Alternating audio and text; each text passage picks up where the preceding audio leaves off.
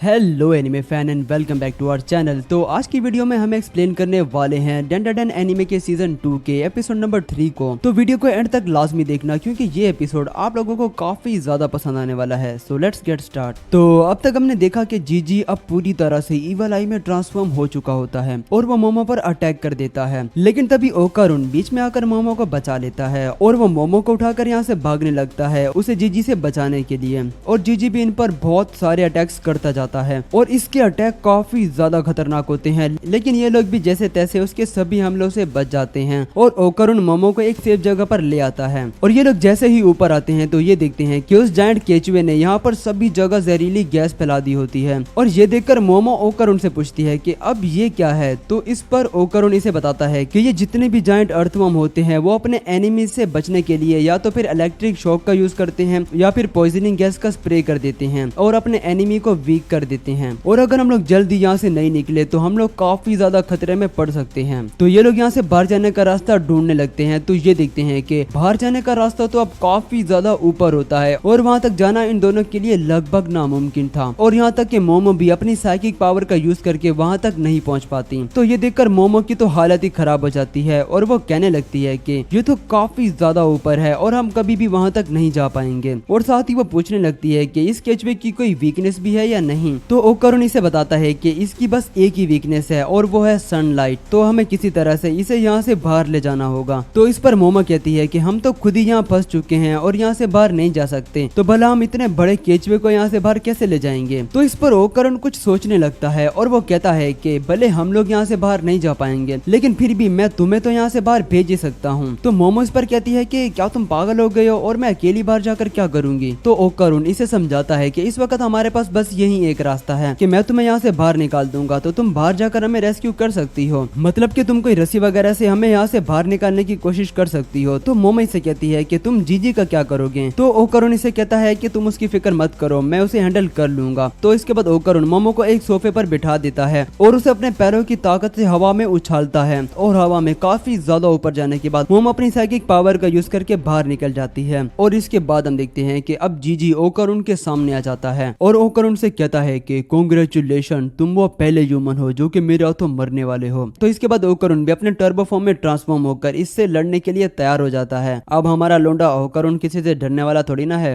और दूसरी तरफ हम मोमो को देखते हैं जो कि यहाँ से बाहर निकलने के बाद कोई रस्सी वगैरह ढूंढ रही होती है, लेकिन उसे यहाँ पर कोई भी रस्सी नहीं मिलती। तो वो एक पर्दे को ही काट पीट कर उसे रस्सी बना लेती है और नीचे फेंकती है, लेकिन वो तो इतनी छोटी थी कि वो तो आधे रास्ते तक भी नहीं पहुंच पाती। तो इस पर मोमो काफी ज्यादा फ्रस्ट्रेट हो जाती है और उसे कुछ भी समझ में नहीं आ रहा होता कि आखिर उसे क्या करना चाहिए। और तभी उसे एक प्लान सूझता है और वह जल्दी से एक किताब को जलाकर पूरे घर को ही आग लगा देती है और मदद के लिए चिल्लाने लगती है। तो तभी यहाँ पर आ जाता है डेंडाडन एनिमे का धातु सा इंट्रो। और इंट्रो के बाद हम जीजी और ओकारुन की फाइट को देखते हैं, जहाँ इन दोनों के बीच बहुत ही ज्यादा जबरदस्त फाइट चल रही होती है और ये दोनों एक दूसरे को बहुत ही अच्छी टक्कर दे रहे होते हैं। जीजी अपनी मैजिकल बॉल से इस पर अटैक करता है जिसे ओकारुन डॉज कर लेता है, लेकिन तभी जीजी बहुत ही ज्यादा स्पीड से आकर इसे एक जोरदार पंच जड़ देता है और इस वजह से ओकारुन की भी काफी ज्यादा हालत खराब हो जाती है। और जीजी उसे कहता है कि मुझे पता है कि तुम यहाँ से बचकर भागने की कोशिश कर रहे हो, लेकिन तुम कब तक मुझसे बचोगे। और तभी जीजी के नाक से भी खून आने लग जाता है और ये सब होता है इस जायंट केचवे की पॉइजनिंग गैस की वजह से। और जीजी ओकारुन से कहता है कि मैं तुम्हारे साथ कुछ देर और खेलता, लेकिन टाइम कम है, तो मुझे ये सब जल्दी ही खत्म करना होगा। तो इसके बाद ये ओकारुन को अपने मैजिक हाउस में कैद कर लेता है और ओकारुन बहुत ही ज्यादा कोशिश करता है यहाँ से बाहर आने की, लेकिन फिर भी वो बाहर नहीं आ पाता और जीजी खुद इस मैजिकल हाउस के अंदर चला जाता है। और इसके बाद दोनों में ही हैंड टू हैंड फाइट होती है। जीजी इसे बहुत ही ज्यादा बुरी तरह से धोता है और यहाँ तक कि उसका हुलिया ही बिगाड़ देता है और कहता है कि तुम्हें मारने के बाद उस लड़की का नंबर है, मैं उसे बहुत ही ज्यादा बुरी तरह से मारूंगा और उसे बहुत ज्यादा टॉर्चर भी करूंगा। वो इसे काफी ज्यादा बुरी तरह से मार रहा होता है, लेकिन तभी ओकारुन इसका फेस पकड़ लेता है और कहता है कि तुम बहुत बोल चुके हो, लेकिन तुमने 3 गलतियां ऐसी की हैं जो कि तुम्हें बिल्कुल भी नहीं करनी चाहिए थी। पहला तो ये कि तुमने मोमो को चोट पहुंचाई है और दूसरा ये कि तुमने मेरे दोस्त जीजी को भी अपने वश में कर लिया है, क्योंकि जीजी कभी भी मोमो को नुकसान पहुंचाने के बारे में सोच सोच भी नहीं सकता था। और वो इसे कहता है कि मेरे दोस्त जीजी को वापस करो, और इसके बाद वो इसे अपने दोनों हाथों से एक जोरदार पंच दे मारता है। और इसके बाद भाई साहब जो सीन आता है ना, वो देखकर तो मुझे बहुत ही ज्यादा मजा आ गया था। मतलब कि ओकरुन जीजी को बहुत ही ज्यादा लगातार पंचेस मारता जाता